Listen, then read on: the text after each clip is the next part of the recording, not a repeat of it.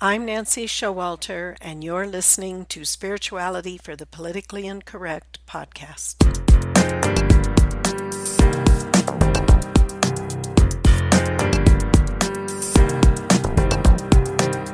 Welcome, all radical paradigm shifters and creative change makers. You who dare to create a better life and a better world.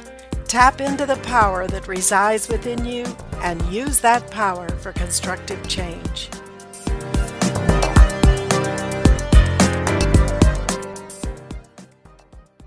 Hello and welcome to Universal Laws Part 4, the Law of Cause and Effect. Now, some people believe that the law of cause and effect is really not scientific. It's kind of a new age concept, the law of attraction. But Albert Einstein actually has something to say about that. He says everything is energy, and that is all there is to it. Match the frequency of the reality you want, and you cannot help but get that reality. It can be no other way. This is not philosophy. This is physics. So that's his perspective, and I think it sheds a lot of light on those who think that the law of cause and effect is not a scientific law.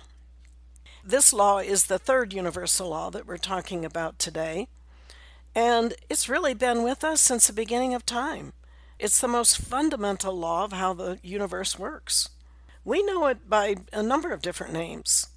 The law of karma, Newton's third law: for every action there's an opposite and equal reaction.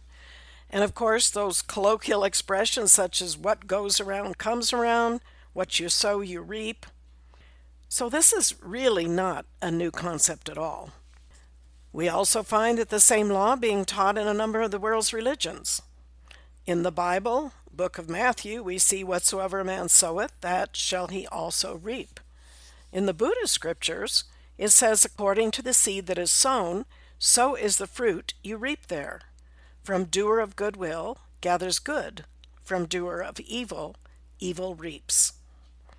Foundational to this understanding of the law of cause and effect is the understanding of the law of vibration, which we talked about last week.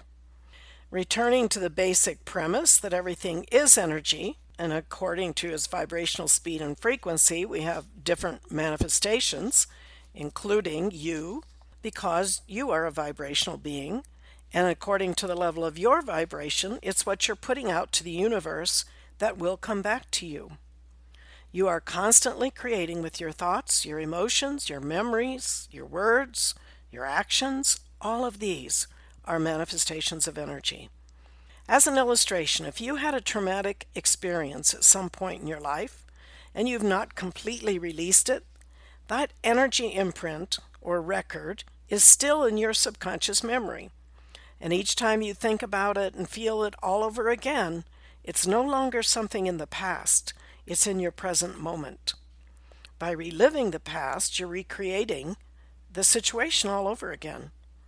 As you recreate that past situation, it becomes an even stronger imprint, and it can become like a prison for you. This is one cause of illness, disease, and emotional bondage, not being able to release and let go of these past traumatic experiences, which are energies manifesting in our four lower bodies, meaning our physical body, our emotional body, our mental body, and our memory body. Well, the good news is that this is also true with your good memories. You can likewise raise your vibration to a very high level by simply remembering or re-experiencing a very wonderful event that happened in your life. Many people use this remembering technique in their meditations to get centered in their hearts, or when their vibrations dip to a lesser level and they want to get back to a higher vibration. But in order to grasp fully and understand the law of cause and effect, we can't overlook the important fact that we must take responsibility for our lives. This is sometimes a tall order for some people. Society today practically encourages us to blame others for the condition in our lives, whether it be our parents, our teachers, past experiences, the government, or just our particular circumstances. So contemplate this concept of taking full responsibility for your own life. And what does that exactly mean to you today? Are you a victim? Do you place yourself in that role? Take a look at that.